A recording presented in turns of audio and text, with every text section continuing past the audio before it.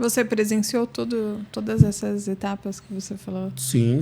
Eu comecei em 90, né? Então, eu lembro do desafio da Jiu-Jitsu contra a luta livre em 91.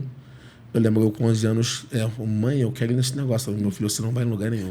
Meu Deus do céu, eu não podia ir. Eu lembro do primeiro brasileiro Mameluco que o Dedé fez, né? Não tinha nem CBJJ ainda na época. Eu competi nesse evento. Lembro do primeiro brasileiro de jiu-jitsu, né? E tem a exposição de Royce no UFC, Rickson no Japão Vale Tudo, né? Lá no Japão. Cara, foi assim, lembrar disso tudo agora, assim, vários filmes que vem na cabeça. Eugênio Tadeu e Royle, né? Lembra? Não, mas esse foi antes, acho que foi antes de eu começar o jiu-jitsu. Ou quando eu tava começando o jiu-jitsu. Mas eu lembro do Jiu-Jitsu versus Luta Livre em 91, porque tinha no jornal. Jornal dos Esportes, Jornal Globo, então passou no Globo Esporte, então eu lembro disso tudo. E como que era essa rivalidade? Que era intensa na época, né? Luta livre e jiu-jitsu. Então, eu lembro que eu ainda vivi um pouco disso, porque sendo adolescente ali, e depois assim, adulto, jovem ainda, né? Tinha ainda muito essa rivalidade, tinha época de baile funk. Lado A, lado B. Lado A, lado B, jiu-jitsu, luta livre, muay thai, capoeira. E tinha um evento, Duelo de Titãs, que Leopoldo Serão fazia na Ilha do Governador. Eu lutei esse evento algumas vezes, que era jiu-jitsu versus luta livre. Grappling, né? Que hoje o pessoal chama de grappling, na época era submission. Na areia, era esse? Não, era num ringue. Ah, legal. Era num ringue. Esse da areia é outro, é o Submission Wrestling de Campos, que é o Leandro Ribeiro que organizava em Campos. E esse evento eu lutei também. Eu ganhei esse evento 3 vezes. O Duelo de Titãs eu ganhei todas as vezes que eu lutei. A maioria das vezes eu lutei com os alunos do professor Márcio Cromado, né? Tipo, tinha um Pitbull, Chocolate, essa galera assim. Então é legal lembrar disso tudo. Fez parte da sua história, né? Tá ali, ninguém pode apagar isso. Você sempre lutou, foi sempre caçador de recompensa, né? Onde tava a competição, você tava indo, né? Eu lembro que chegou uma época que o meu apelido virou um Highlander, porque eu lutava todos os eventos. Mas pra mim era assim, eu ganhei a faixa preta com 20 anos, né? Eu ganhei um evento desse que o Leandro Ribeiro organizou.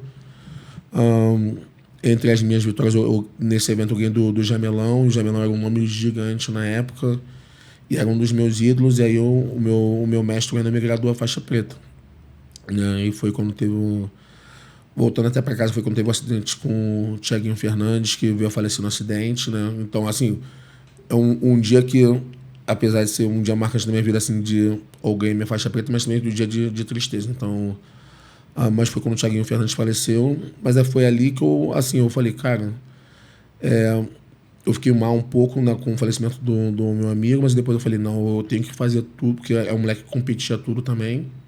Eu falei, então eu vou fazer tudo o que ele faria se ele estivesse aqui em vida. Eu lutar todos os campeonatos. Eu podia lutar de kimono no final de semana, sem kimono no outro. E aí no Dedé o pessoal já estava começando a treinar MMA por causa do Shaolin. Eu ia nos treinos de MMA também, acabei fazendo algumas lutas de vale tudo de MMA também, entendeu? Então na época eu fazia tudo que aparecia. Como que foi pra você na época essa mudança, né? Que você veio do jiu-jitsu e tal, mas você disse que fazia tudo que aparecia, de tirar o kimono ali. Isso é um grande desafio, né? Que é totalmente outra arte ali, bem diferente. Tá lutando MMA, soco, chute. Então, não tinha o mercado que tem hoje. Hoje eu acredito que você pode escolher seguir o no-gi, você pode escolher o kimono, você vai ter seminários, luta casada, um monte de coisa, que na época não tinha ainda. Então, para mim, eu queria abraçar qualquer oportunidade. Eu não estou falando assim que eu fiz tudo certo.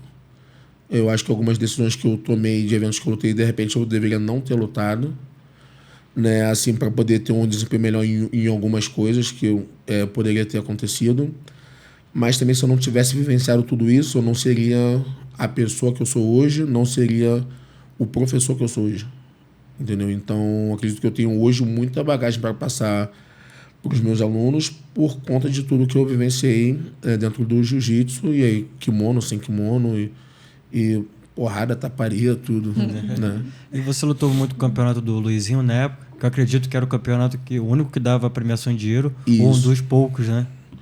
Esse, na verdade, assim, quando a pessoa fala assim, pô, Bruno, você tem algum arrependimento? Eu falo, eu não tenho arrependimento, mas se naquela época fosse hoje em dia, eu não seguiria o caminho que eu segui, né? Porque a Nova União, eu era da parte da Nova União na época, a Nova União parou de lutar em BJJF por causa dessa BJJO.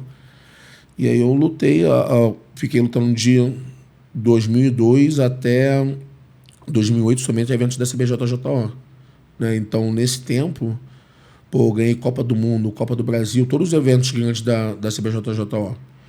E ganhando de caras que ganhavam na IBJJF. Então, eu ganhei 3 Copas do Mundo. Eu gosto de pensar assim, se eu ganhei 3 Copas do Mundo, eu acho que eu teria ganho pelo menos um Mundial.